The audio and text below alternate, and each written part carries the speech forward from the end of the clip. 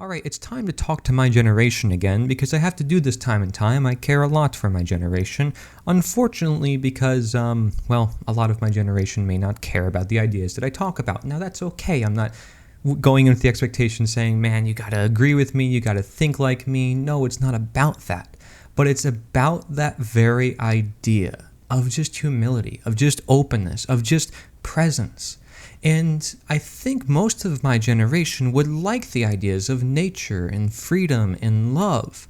But yet, it's all the details that we get so confused about and get divisive about and start arguing about, and I'm not in it for that, right? Why are we arguing? Why do we want to argue? Why do we want to look at all the details? Why can't we just love each other? See, this is the type of thing I've been talking about a lot on my channel, and to an extent, yeah, I do go into detail, and you don't need to have that detail because the main core message of my channel is simply that you can think whatever you want, just don't impose it on others. That's literally it. And what does that have to do with nature as the answer? Well, it's simple.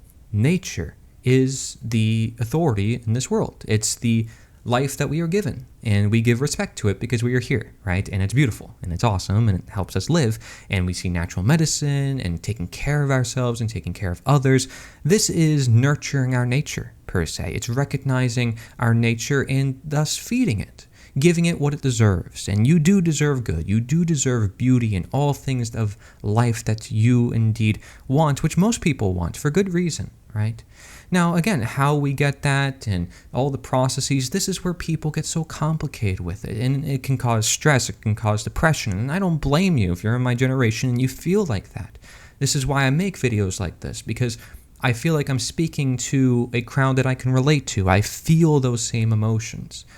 Maybe you don't relate to me, you can be honest with me, but I think a lot of people can, because I've talked to them and I've connected with them.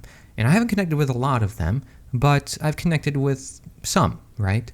And for some, that means that there's a lot more others who are feeling the same way. Even if it was just me, that means I'm not alone. Someone else is feeling the same way. So know that. You might think you're alone. You might think that you're the only person going through this or that, but you're not.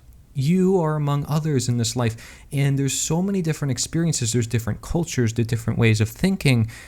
And there's a lot of people in the past and a whole world that we did not understand, whether it was language or culture and what they did. And they brought us into who we are now. Their genetics, our ancestry. I mean, gosh, we don't know all the crazy details. But what if I said we don't have to? What if I said all this worrying is actually a great part of the problem? What if I said that all the answers in this life, if we especially respect nature, means that we just let go and embrace and allow people to be people, allow the world to manifest, rather than trying to change and alter and, disrupt the nature of things.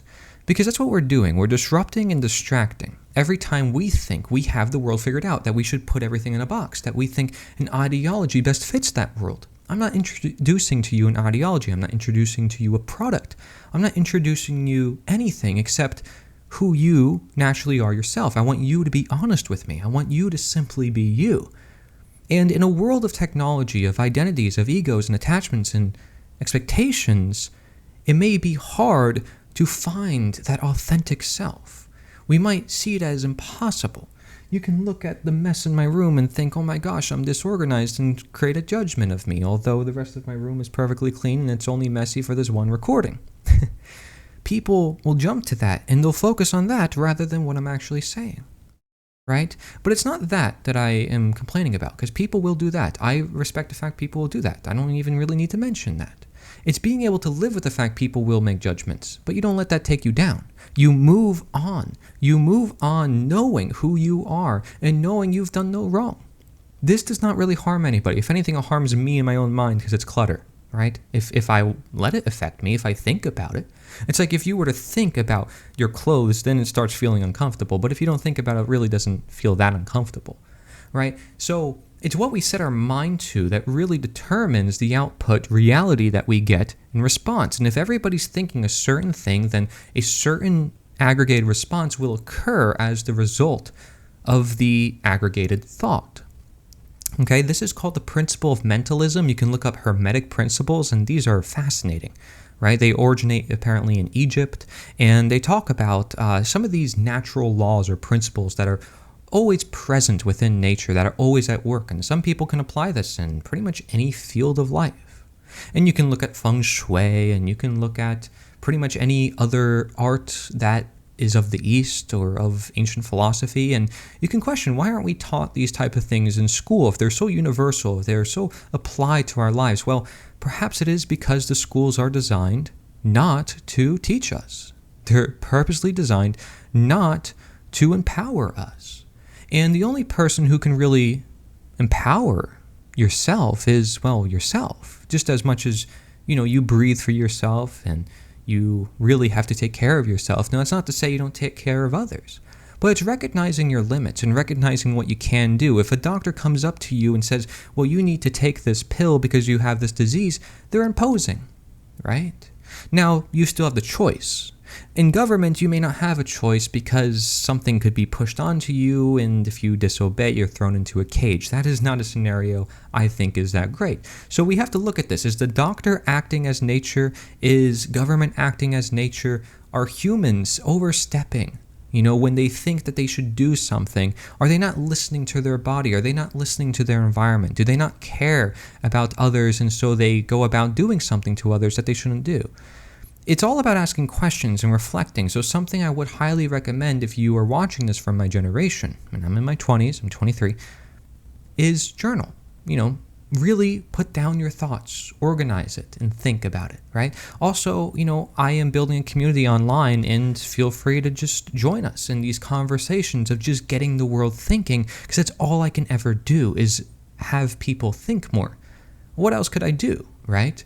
I can't go to war with people to try to convert them to my side. That's not actually going to change things. It's just going to be counterintuitive. But for long in history, people have thought that, if you disagree with me, I'm going to go to war with you, or I'm going to ban you on TikTok. I'm going to, spam you. I'm going to do all sorts of things. People still have some of this behavior in today's world. And perhaps there is a different approach to it. Perhaps you can approach it more intelligently with education, with philosophy, but even then you can just let people be and learn that you can't convince the unconvincible. The people who don't care for you, you can try to make them care, and you can give them care, but don't overstep. Know that you can definitely overstep. Know how many people go to college and they work themselves out? Those people who go to work, and you can live in America, and this is very common, people who are overworking themselves. I mean, this is not good. People who go to work when their body is sick and they need to rest. An animal in nature drinks as much as they need from a pond and retires back into the woods. They feel one with their reality. They are so one with their reality. They're in touch with their instincts. They're not distracted by social media. They're not creating religions and governments and all these things. They are simply living their life, and they're enjoying it with family. They're doing what they are to do, you may say. They're spontaneous. They're singing in the morning, the birds, right? It's beautiful. And nature all happens on its own. There isn't much thinking or planning involved. There isn't a calendar, a schedule. The sun goes up, the sun comes down. That's pretty much the only calendar. But if you think in terms of this, life is so much more simple and less to worry about than what we are making it out to be. We're making life so complicated and so rigid, and then we wonder why we're in a mess. So regardless of what people believe, regardless of, what people think and what people think other people should think, I'm just saying, let go, and you don't need to think. But that doesn't mean that you don't think at all. It doesn't mean that you approach something unintelligently. I'm saying you can approach something intelligently, but effortlessly. This is the Chinese concept called Wu Wei. And so if you've ever read the Tao Te Ching, it's an ancient book. If I'm going to recommend you anything if you like to read, it's definitely an awesome book, because most people in the Western world have never even read it, and even people in the East. Because it's an ancient text, way before a lot of other texts that people are familiar with, yet it's so simple a kid can read it. It's poetry, and it's profound. So you don't have all these translation issues, and people generally agree on what is being said. And it talks about the polarities and the divisions in the world, and being able to see past all of it so you can see the underlying unity.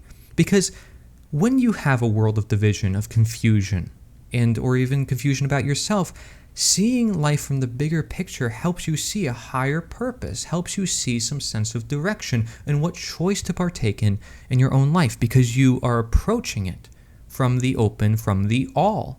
You see all. Now, you can't see everything, right? You can't expect to see everything, but you can definitely come from a more open perspective, so where you invite and allow the world of nature to manifest on its own. Because the truth is, your heart will never stop beating. Your lungs will never stop breathing. They do this on its own. And so we recognize this, then we recognize, hey, there is spontaneity in nature, and if we allow the plants to grow rather than tugging on them to grow, well, they'll grow better. And if we can work with that ecosystem in that environment and act only when necessary, they will grow to its optimum. And so humans could be either the most dangerous tool in the world or the most powerful, useful, healing tool in the world. Because we have the knowledge, and knowledge is power. It's a tool that could be used for good or evil, and it can create technology, can create all these things. People will complain about technology and this one thing or that one thing, but look at the roots to it. It's your mind, it's you, how you use it, what created it. This is seeing nature. This is seeing the natural authority. And if you can look at the natural authority, nature, in every aspect of your life and every step of your life, it's like the person who's religious and asks God's help. Well, I'm saying you don't need a religion. You don't need a book to do this. You only need yourself, your own mind, your own reflection. You can then know what to do. And you can come from a more open position to where you can actually look at all these religions and say, hey, I can learn from all of them. And I can recognize that some may better word things than others, and some may have wisdom that other ones may not, and that a lot of them actually share similar messages too. But if you're closed, if you're stuck, you will be the one to impose, to say this is the only way to do things, this is the way things must be done, and that means we should disregard other people, that means we should close our hearts, close our minds, and I'm saying this is the problem with the world. Now, if you disagree with me, that's perfectly fine. But see, there is a great part of the world that says if you disagree with me, that's not okay. And I can throw you in a cage, and I can do this, and I can do that. And so, again, where is the authority being placed? In a higher natural authority that consists of all of us, where we have reciprocity and the golden rule being shared, do unto others what you want done unto you? Or is it one where it's like, I want you to do what I say because I say so, and I think I'm smarter, or because the experts said so, or because the statistics said so? Well, it takes away the individual, it takes away our humanity, it takes away what makes us special. And I want to keep what keeps us special. I want to keep what keeps our humanity. Because as we move into the world of technology, into the world of more people, this is the thing we're going to need the most. Continue being you, right? But continue finding you. Because soon you may not know what is real anymore. And we'll need more people who can then see nature. Thank you very much for watching. Now you know why perhaps I'm passionate about nature and why I say nature is the answer. Take care.